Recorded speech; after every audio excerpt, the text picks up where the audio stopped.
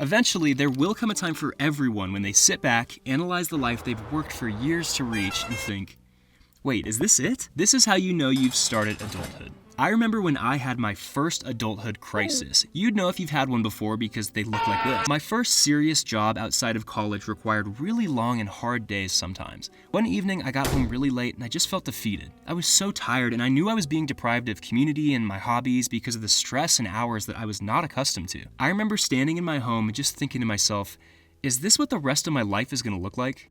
And that was terrifying.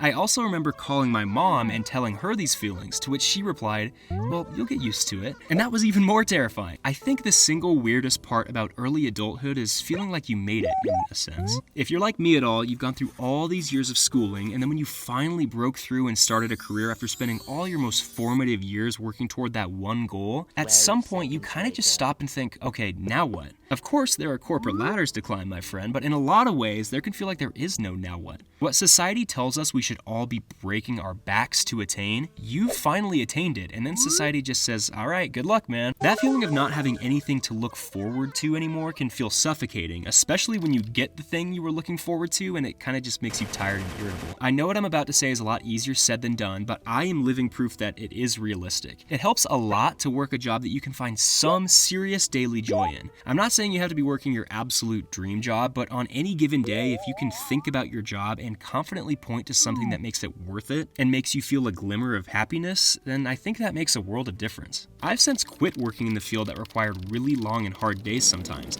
I've talked about this on my channel before, but I transitioned to a job that requires less unnecessary stressful days and more objectives and projects that I feel passionate about. And when I tell you that my overall quality of life inside and outside of my job drastically improved, I mean, it went through the roof. I left what I thought was really close to a dream role, and yet I can point to so many more things in my current job that make the work feel worth it and that make me just feel a sense of happiness. Nowadays, I don't think, okay, so now what, nearly as often. I'm kind of just enjoying the day more. Real quick before I go on, if you're enjoying this video, please consider giving it a like so I can make more videos like this more often.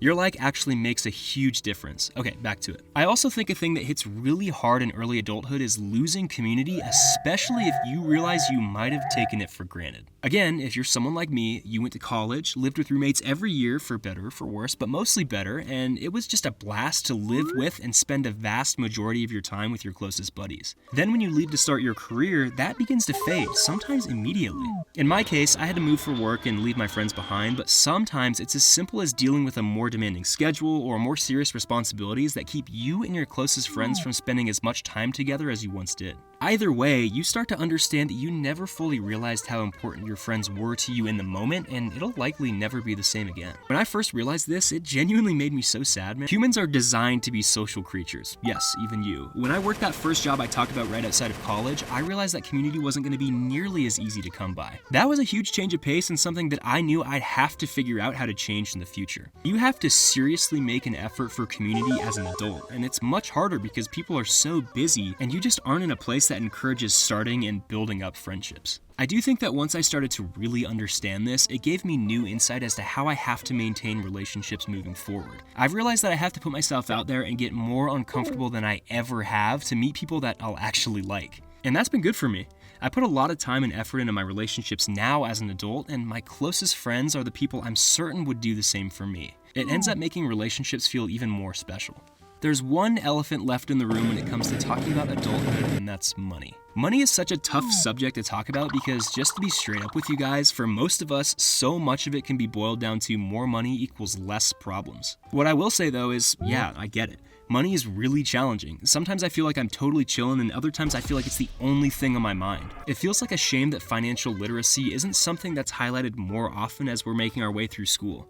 I felt a lack of knowledge on that subject a lot as an adult. One thing my grandpa used to say that has stuck with me for a long time is this: it's just money, pigs won't even eat it. And I know that logic isn't completely sound, but hear me out on this one. In a lot of cases, money cannot buy your health and it cannot buy your relationships, and as I've continued to get older, I realize more and more that those two things are the most valuable things you can have in this life. I didn't intend to do the money can't buy happiness rant, so I'm sorry for the cliche, but I really do think that as social media becomes more and more integrated into our everyday, we worship money more and more, and that's a bummer because at the end of the day, my grandpa was right. Money tastes like shit. If you're going through an early adulthood crisis right now or have gone through one before, please share your thoughts in the comments below.